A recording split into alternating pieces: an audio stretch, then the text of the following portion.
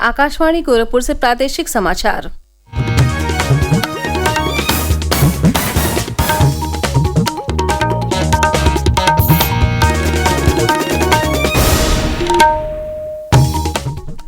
नमस्कार, समाचार बुलेटिन के साथ मैं सोनी निगम। पहले मुख्य समाचार। बारिश और बैराजों से पानी छोड़े जाने के कारण प्रदेश की कई नदियां खतरे के निशान से ऊपर पहुंची। सैकड़ों एकड़ फसल हुई जलमग्न, प्रशासन राहत कार्य में जुटा। सुप्रीम कोर्ट ने नीट परीक्षा मामले पर सुनवाई करते हुए सीबीआई से अब तक की जांच की रिपोर्ट मांगी। 11 जुलाई को होगी मामले में अगली सुनवाई। सरकार ने सलाह जारी कर कांवड़ यात्रा के दौरान हथियारों के प्रदर्शन पर लगाई रोक। यात्रा के मार्गों पर शराब और मांस की दुकानें रहेंगी बंद। और प्रदेश सरकार ने 100 वर्ष पुराने 28 प्रजातियों के 948 पेड़ों को घोषित किया विरासत वृक्ष। 11 जनपदों में तैयार होगी विरासत वृक्ष वाटिका।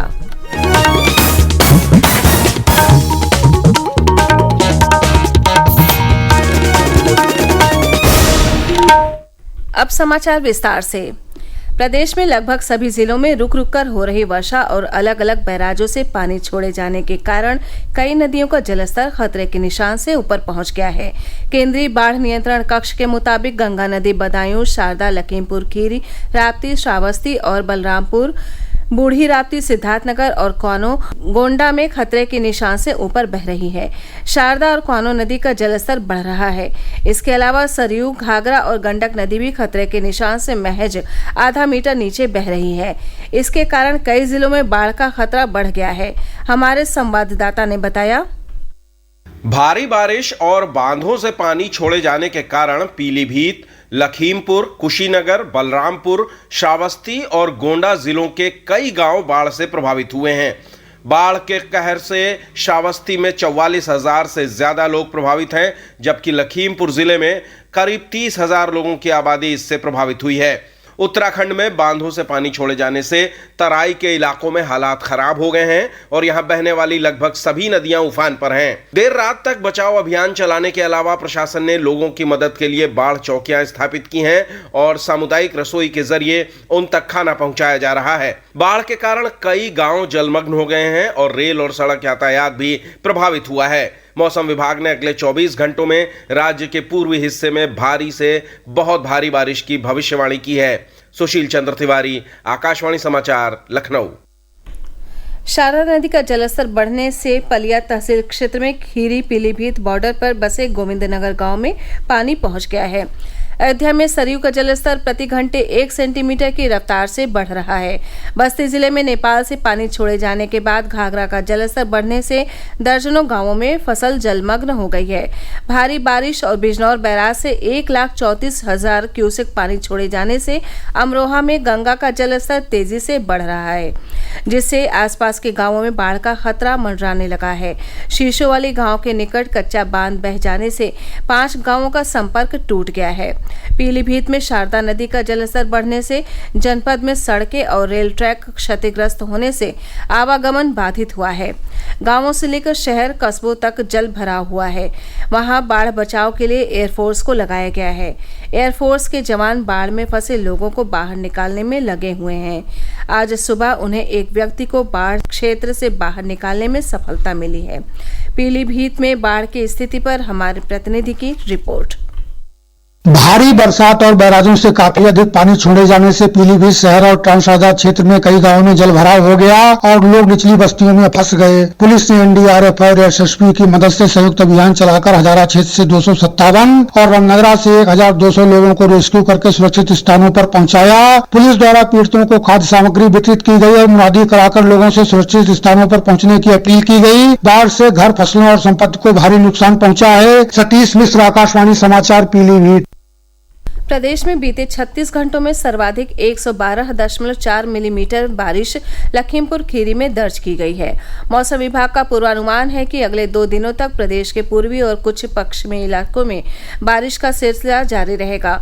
उधर प्रदेश के जल शक्ति मंत्री स्वतंत्र देव सिंह ने कल बहराइच जिले के फखरपुर विकासखंड के बौंडी गांव पहुंचकर घाघरा नदी के तट पर स्थित बेलहा बेहरौली तटबंध का स्थलीय निरीक्षण किया और वहां बाढ़ सुरक्षा की जानकारी ली। होगी। उन्होंने अधिकारियों को जिले में संभावित बाढ़ क्षेत्रों को लेकर सतर्कता बरतने के निर्देश दिए। इस अवसर पर श्री सिंह ने कहा कि प्रदेश सरकार बाढ़ को लेकर अत्यंत संवेदनशील है। सरकार की ओर से तटबंधों की सुरक्षा के लिए सभी परियोजनाएं पूर्ण कर ली गई हैं। प्रादेशिक समाचार आप आकाशवाणी गोरखपुर से सुन रहे हैं। ये समाचार बुलेटिन हमारे YouTube channel AIR news Gorakhpur और X हैंडल AIR न्यूज_GKP पर भी उपलब्ध है। सुप्रीम कोर्ट ने नीट परीक्षा मामले पर सुनवाई करते हुए CBI से अब तक की जांच की स्टेटस रिपोर्ट तलब की है। चीफ जस्टिस DY चंद्रचूड़ की अध्यक्षता वाली बेंच ने कहा कि परीक्षा की पवित्रता प्रभावित हुई है, यह तो स्पष्ट है। अगर परीक्षा वाले दिन ही बच्चों को पेपर मिला और उसे याद किया गया, इसका मतलब पेपर केवल स्थानीय स्तर पर ही लीक हुआ था। लेकिन अगर हमें ये पता नहीं चलता है कि कितने स्टूडेंट इसमें शामिल थे, तब दोबारा परीक्षा का आदेश देना पड़ेगा। इस मामले की अगली सुनवाई 11 जुलाई को होगी। सुनवाई के दौरान चीफ जस्टिस ने कहा कि हमें ये भी देखना होगा कि पेपर लीक कैसे हुआ। अगर सोशल मीडिया के जरिए हुआ, इसका मतलब व्यापक पैमाने पर पेपर लीक हुआ है। चीफ जस्टिस ने कहा कि हम जानना चाहते हैं कि पेपर सेटिंग की पूरी प्रक्रिया क्या होती है। प्रिंटिंग प्रेस में कैसे और किसके साथ भेजा गया, प्रेस से बैंक में कैसे भेजा गया, इससे पता लगाने में आसानी होगी कि पेपर कहां से लीक हुआ। कोर्ट ने कहा कि पेपर लीक हुआ है, इसमें दो राय नहीं है। अब ये देखना है कि ये कैसे हुआ है और कितना हुआ है। चीफ जस्टिस ने सॉलिसिटर जनरल तुषार मेहता से पूछा कि अगर परीक्षा कैंसिल नहीं होती तो धांधली से पास हुए स्टूडेंट्स को कैसे चिन्हित करेंगे। चीफ जस्टिस ने सॉलिसिटर जनरल से कहा कि आप सरकार से पूछकर बताइए, क्या हम साइबर फॉरेंसिक विभाग में डेटा एनालिटिक्स प्रोग्राम के माध्यम से सच पता नहीं लगा सकते, क्योंकि हमें ये पहचानना है कि क्या पूरी परीक्षा प्रभावित हुई है, क्या गलत करने वालों की पहचान संभव है। उस स्थिति में केवल उन छात्रों के लिए दोबारा परीक्षा का आदेश दिया जा सकता है। प्रदेश सरकार ने कांवड़ यात्रा के संबंध में सलाह जारी कर हथियारों के प्रदर्शन पर रोक लगाई है। सरकार की सलाह के अनुसार 22 जुलाई से शुरू होकर 19 अगस्त तक चलने वाली कांवड़ यात्रा के दौरान डीजे और धार्मिक गाने तय सीमा के भीतर बजाए जाएंगे। डीजीपी प्रशांत कुमार ने बताया कि यात्रा के मद्देनजर यातायात व्यवस्था में बदलाव किया गया है। यात्रा शुरू होने वाले मार्गों पर भारी वाहनों के प्रवेश पर रोक रहेगी। इसके अलावा 21 जुलाई की मध्य रात्रि से दिल्ली एक्सप्रेसवे, देहरादून एक्सप्रेसवे और चौधरी चरण सिंह कांवड़ मार्ग पर भारी वाहनों के प्रवेश पर रोक रहेगी। कांवड़ियों को भाला, त्रिशूल या किसी भी तरह का हथियार लेकर न चलने की सलाह दी गई है। कांवड़ यात्रा मार्ग पर डीजे बजाने पर कोई प्रतिबंध नहीं होगा, लेकिन ध्वनि सुप्रीम कोर्ट के निर्देशों के अनुसार तय सीमा के भीतर होनी चाहिए। यात्रा मार्गों पर शराब और मांस की दुकानें बंद रहेंगी। प्रदेश सरकार विरासत वृक्ष अंगीकार योजना के तहत प्रदेश के 948 विरासत वृक्षों को संरक्षित करेगी।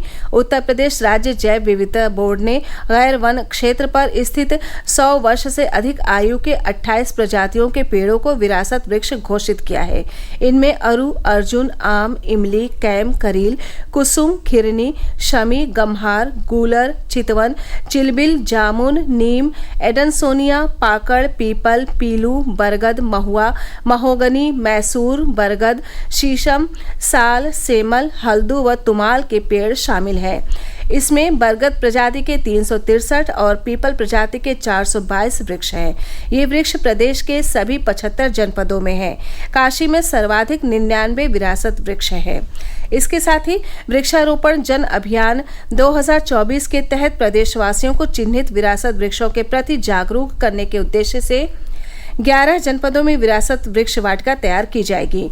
ये वाटिका गोरखपुर, अयोध्या, लखनऊ, प्रयागराज, वाराणसी, मेरठ, बरेली, मथुरा, सीतापुर, चित्रकूट व मिर्जापुर में तैयार होगी। नीति आयोग की ओर से चलाए जा रहे संपूर्णता अभियान के तहत कल भदोही के आकांक्षी ब्लॉक औराई में कार्यक्रम आयोजित किया गया। कार्यक्रम में जिलाधिकारी विशाल सिंह ने कहा कि ब्लॉक में 100% लक्ष्य प्राप्ति के लिए 100 दिनों तक अभियान चलेगा। वहीं चंदौली के आकांक्षी विकासखंड चहनिया और फर्रुखाबाद के आकांक्षी विकासखंड राजेपुर में कल संपूर्णता अभियान की शुरुआत की गई। अंत में मुख्य समाचार एक बार फिर। बारिश और बैराजों से पानी छोड़े जाने के कारण प्रदेश की कई नदियां खतरे के निशान से ऊपर पहुंची। सैकड़ों एकड़ फसल हुई जलमग्न, प्रशासन राहत कार्य में जुटा। सुप्रीम कोर्ट ने नीट परीक्षा मामले पर सुनवाई करते हुए सीबीआई से अब तक की जांच रिपोर्ट मांगी। 11 जुलाई को होगी मामले में अगली सुनवाई। सरकार ने सलाह जारी कर कांवड़ यात्रा के दौरान हथियारों के प्रदर्शन पर लगाई रोक। यात्रा के मार्गों पर शराब और मांस की दुकानें रहेंगी बंद। और प्रदेश सरकार ने 100 वर्ष पुराने 28 प्रजातियों के 948 पेड़ों को घोषित किया विरासत वृक्ष। 11 जनपदों में तैयार होगी विरासत वृक्ष वाटिका। इसी के साथ ये समाचार बुलेटिन समाप्त हुआ। नमस्कार।